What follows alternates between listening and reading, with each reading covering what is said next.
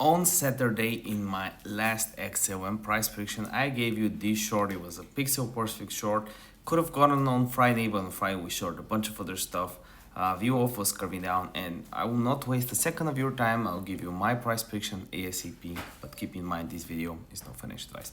So right now VOOX is curving up. We're getting a good long that I entered yesterday, and we're gonna take profit at the 373 area.